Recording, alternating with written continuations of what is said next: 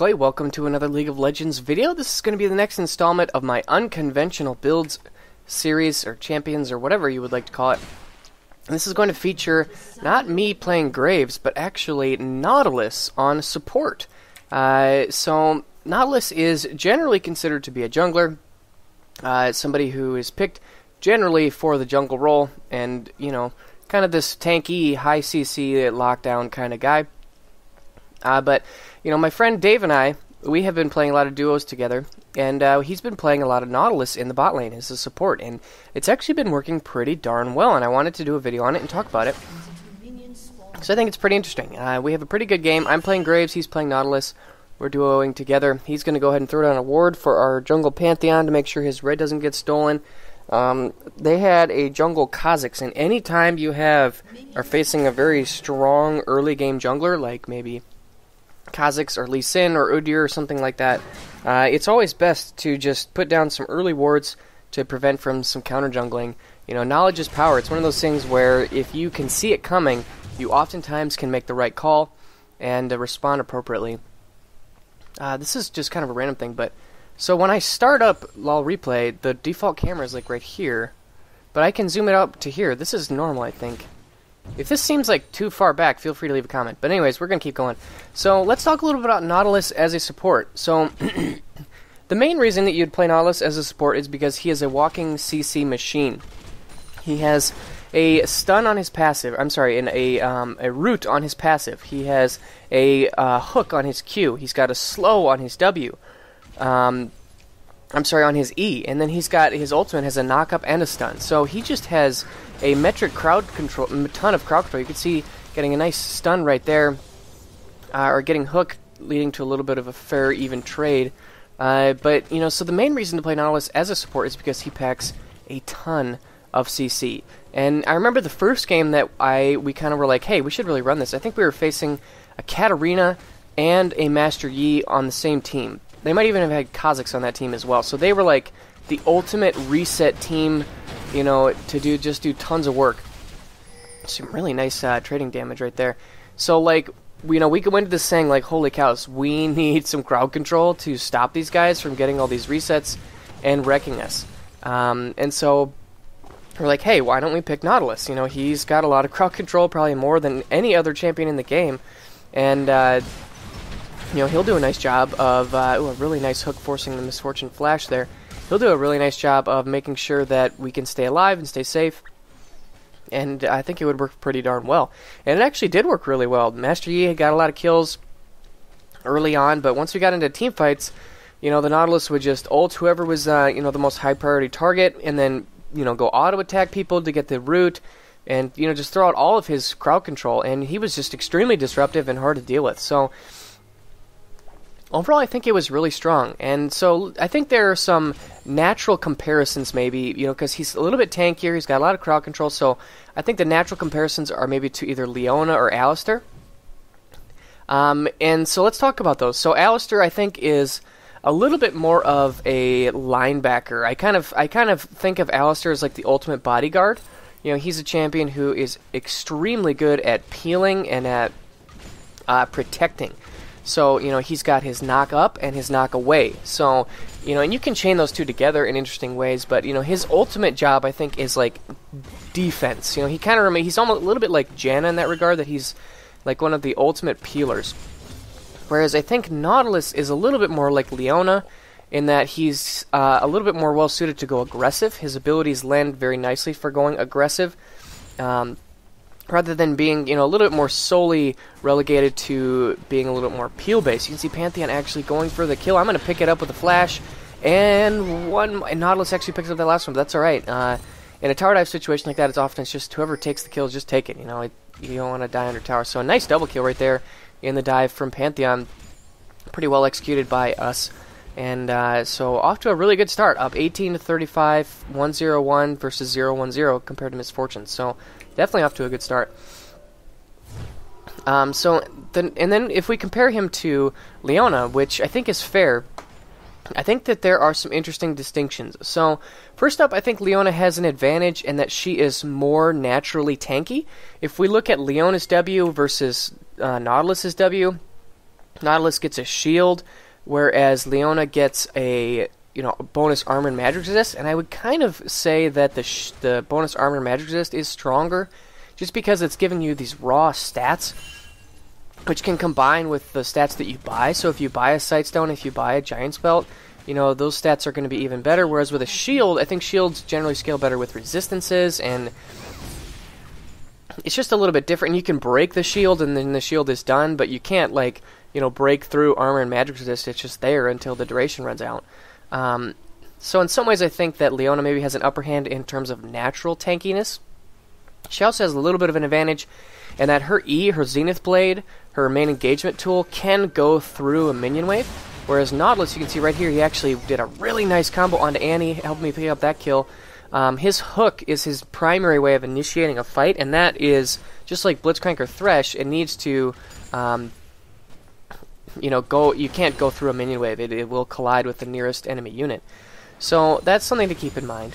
But if you do look at the lockdown potential, I think Nautilus is right up there with Leona. And also the nice thing about him is that, he can use his abilities almost equally well in terms of peeling and in terms of being aggressive. So his abilities work equally well in either situation, which I think is a little bit... that's one of the things that Thresh does really well, is that his abilities work equally well offensively and defensively. Oh, a really nice potential hook right there.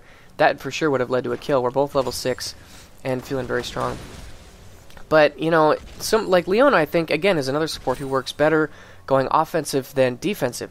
And so just kind of something to keep in mind. Actually, MF with a really nice ultimate right there is going to actually keep me into a little bit of trouble. I do end up falling. Just a nice combo there from Misfortune.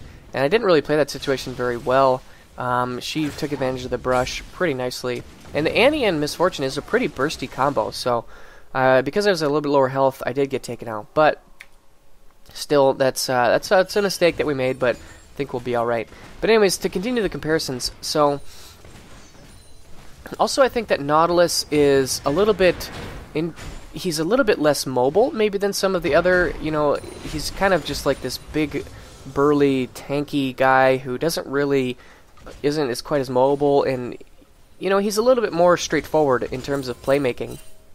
So, and if we compare, Leona and Thresh to Nautilus, Thresh and Leona are really big-time playmakers in the fact that, especially Thresh, he is such a massive playmaking champion that if he can, get in a position to use his abilities properly, he is so hard to deal with because he can, reposition his allies with his W, he can grab hooks, he can, box people. His Flay is a really versatile ability, and he's just got a lot of things going on for him.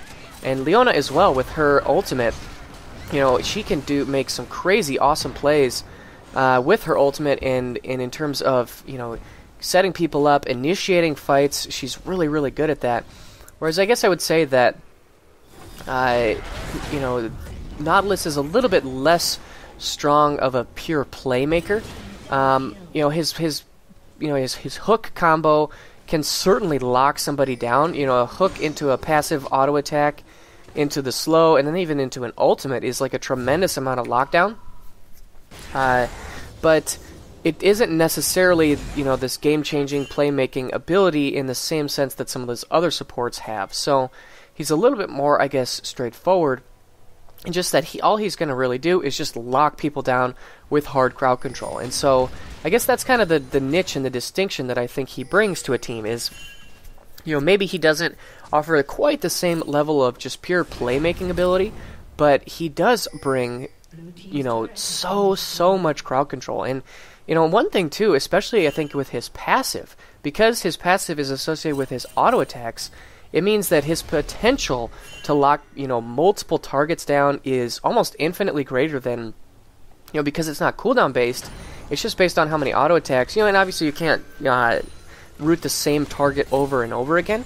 But because it's you can go to multiple targets, you can just run around auto attacking everybody in your team during a team fight, and you're going to get multiple roots off. That could be a pretty powerful combo.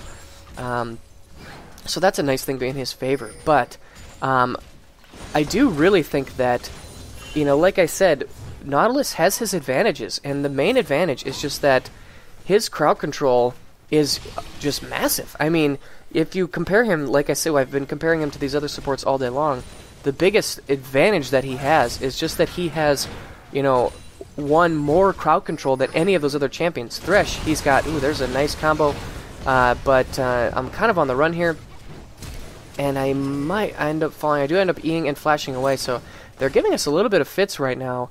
You know, they're pretty bursty.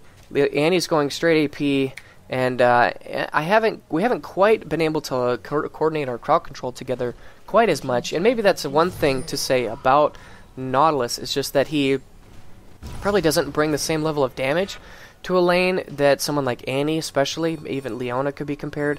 You know, they bring a little more damage, but you know, if you can look at Thresh, he's got a hook, that's 1. He's got a flay, that's 2, and he's got his box, that's 3.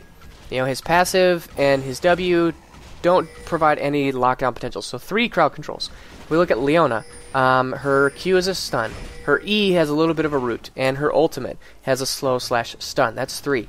Well, like I said, Nautilus has 4, so that's 1 extra hard crowd control to keep somebody locked down. I mean, that's pretty amazing. And also, I would say that with his ultimate, especially if you are not as experienced of a player, so like Thresh, I've always said that Thresh is the best support, but only in the right hands, because he's also probably the highest skill cap support. Well, Nautilus, his ultimate is point and click. You know, his Q is a skill shot, but his ultimate and his passive are just point and click abilities. You either right-click on somebody or hit R and you left-click on somebody. You know, it's pretty straightforward, pretty hard to mess up. So, you know, in terms of, you know, ease of use, in terms of ease of accessibility, Nautilus is really, really top-notch, and that is like a significant pro. You know, Nautilus doesn't require that you land skill shots to make plays. If you want to land his ultimate, all you need to do is be within 825 units, and boom, you're good to go. So, I definitely think he has his advantages, and so, you know, let's talk a little bit also about why he hasn't been played as a support. So, the biggest reason that I would say is that he doesn't really have anything inherent in his kit. Nice play from Twisted Fate here, but he doesn't have anything inherent in his kit that really says, you know, I'm meant to be a support. I'm meant, you know, here to buff up my teammates. If you look at other champions like Janna, her passive increases your movement speed. If you look at her shield, that gives you a big beefy shield and a bunch of attack damage. If you look at Lulu, she can speed you up. You know, she can do all these things. You know, lots of these other champions have these ways and these abilities to buff up your allies. And I actually kind of messed that up. I should have had that kill. I think I auto attacked the tower once in that exchange. So my mistake there. But Nautilus doesn't have any way to naturally buff your allies in terms of a shield or a speed boost or a heal or anything like that. And so, you know, if you look at Taric, if you look at, you know, Thresh, if you look at Alistar, if you look at Leona, they all have some way to provide some sort of buff to your ally to make your ally better. Whereas Nautilus, all he can do is really hold somebody in place. But, as we've seen with Annie, that's not necessarily a bad thing. You know, Annie doesn't do anything to her allies. All she does is... Ooh, unfortunately, it looks like he's going to get caught out here. All Annie can do is provide a stun and a metric truckload of damage.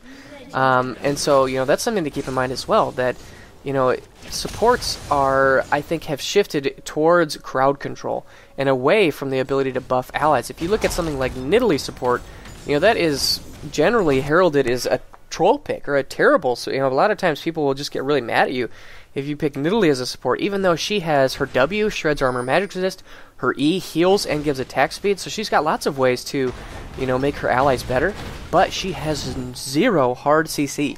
So, and if you look at Sona has a whole bunch of different ways. That was a nice combo. Let's watch this back one more time. Sona has a whole bunch of ways. It looks like Kha'Zix came in for the blue buff. Nice hook, nice slow, and a nice ultimate. And look, I mean, just look at how much Kha'Zix got locked down there. He didn't even have an opportunity to run away or flash out. You know, he was locked down for the entirety of that exchange, and I was able to burst him down. You know, but as I was saying, if you look at, you know, at Sona, she has lots of ways to buff her allies, whether it's through, you know, her auras or whatnot, and yet she isn't necessarily considered a very strong pick in the current meta because she doesn't really have a ton of hard CC other than her ultimate, which is higher cooldown. So you know, Nautilus brings, you know, three crowd controls, a root, a pull, and a slow on his basic abilities. Whereas Sona, all she has is a slow on one of her power chords. You know, it just is the importance of bringing crowd control to a lane cannot be understated. And again, Kha'Zix gets caught out. Nautilus, all he has to do is hit him with the slow, hit him with his root, and he's not getting away. So, you know, if you are playing support and your team is lacking CC, I think Nautilus could be an amazing choice. You know, and especially, you know, if you've got like a mid laner like Nidalee or a top laner like Vladimir or something like that. You know, if you've got solo lane champions that aren't bringing a lot of hard crowd control, if you're running an AD carry that is mostly damage, you know, somebody like Israel, you know, he doesn't have any CC. You know, just look at his lockdown potential. This is insane. He's just setting up all sorts of kills for me with his ability to keep the enemy team locked down. You know, Nautilus can be a very, very valuable pick in those types of situations. And so, yeah, you know, in my mind, he really works. He really, really works. His CC is easy to land. It is extremely powerful. He can crowd control an entire team and keep people locked down. He doesn't necessarily bring a ton of damage. He brings some tankiness. But really, you know, all you need on Nautilus is grab some cooldown reduction, get a little bit of extra tankiness, and you're going to be good to go. So, you know, with this itemization that Dave has gone for in this game is perfect. Getting the Talisman, you know, getting the Sightstone, and now going for the Aegis of the Legion, you know, specifically to keep Karthus down. Karthus was the strongest member of their team, so by getting the Aegis, he's going to help all of us be a little bit stronger against Karthus.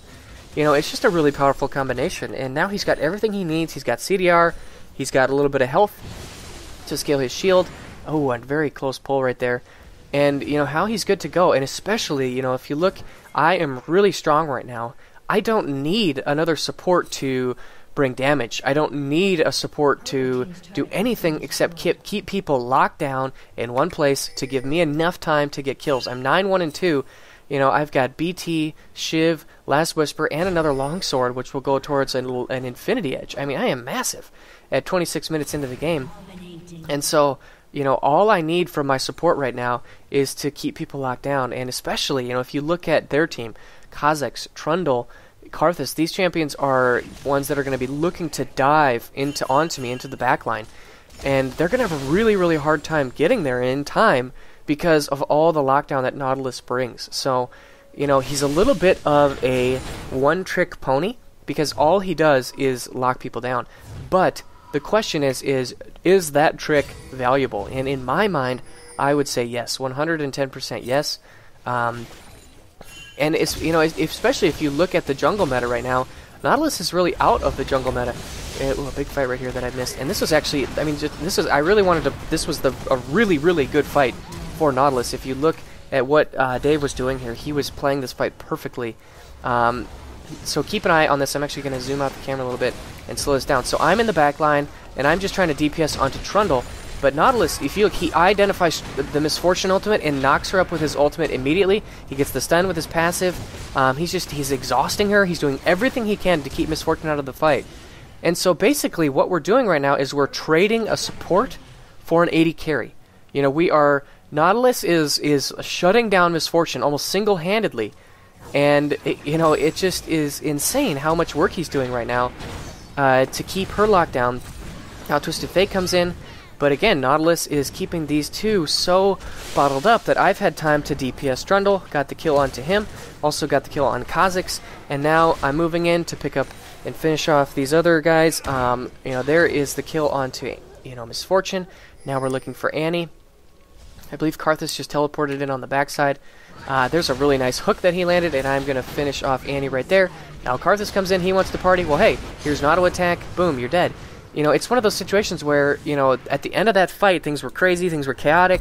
Well, Nautilus, his root is tied to his passive, so all he has to do is run up and auto-attack. He doesn't have to worry about having mana or having cooldowns. You know, he's just got to run up and hit him, and he's doing his job. And so, you know, personally, when I look at this champion, I think he could be a really strong fit. And as I was saying earlier that I didn't quite finish is the jungle meta has really shifted towards high damage champions. You know, Pantheon, Kha'Zix, Wukong, those are the really strong junglers right now. And so, and especially, you know, like Lee Sin, Elise are also up there, Vi. Those are champions that can make Nautilus's day really, really sad. They can come into your jungle, they can invade, they can look to duel with you, and Nautilus can't really fight them because he's not built for that. He's not built to be a duelist. He is built to be a crowd control machine. And so, you know, moving him to the support role, he can still do what he's really good at. He can still accomplish his role and provide his utility to the team. But it's just a situation where... Oh, I just like one-shotted that Kha'Zix. It's just a situation where his strengths are still amplified, but his weaknesses kind of get covered up because, you know, he's allowed to move into a duo lane. And, you know, I wouldn't say that his laning is exceptionally strong. If you look at some of the other supports that have strong laning, you know, Leona, Thresh, Annie, those are the big three right now. You know, I wouldn't necessarily say that Nautilus is like really uber strong against them, but at the same time, I think he can stand and hold his own. You know, his ability to just pop his shield to mitigate trades and to, you know, keep them locked down while you're doing damage.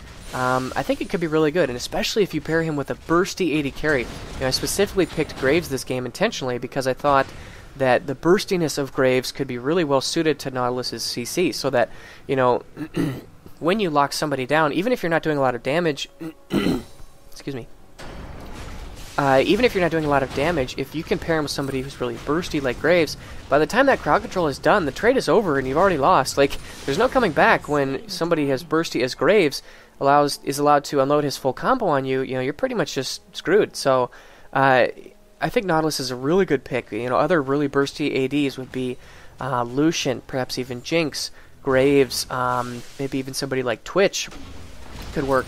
A lot of good choices. You know, you wouldn't really want to go for somebody like Caitlyn or Ashe or maybe Kog'Maw. Those are more, you know, high DPS sustained damage AD carries rather than very bursty. So keep that in mind when you're trying to pick Nautilus. And so that's kind of, I think, where I want to summarize this, is I think that Nautilus is potentially a very powerful and strong support champion who could fit into the current, you know, group of supports quite nicely. Perhaps might even become the next more powerful guy. But you do need to realize that he is maybe a little bit more of a niche support. Whereas I would say if you look at like specifically Thresh, I mean there's nothing that Thresh cannot do. I mean, he can lane against anybody, he can fill almost any role. Oh, unfortunately, I wasn't able to kill the tower fast enough. He could do just about anything. Whereas I would say Nautilus is a little bit more... I've referred to him as a one-trick pony, and I think that's true. You know, all he really brings is the lockdown and the CC. And so, you know, kind of keep that in mind. When you're picking him, he's a little bit more of a situationally strong choice, rather than the type of choice that is like really good in every team comp against every matchup.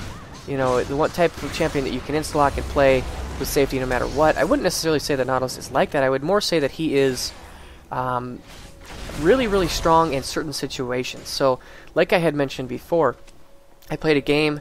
The first game I played with Nautilus, I played because they had a Master Yi and a Katarina and a Kha'Zix. 3 champions who, if they're allowed to fight without being locked down, I mean, that's like just spells, that's like the kiss of death right there for your team. You need CC to lock them down, to keep them in place, and to prevent them from really snowballing out of control. And so Nautilus was a perfect fit in that type of a team composition.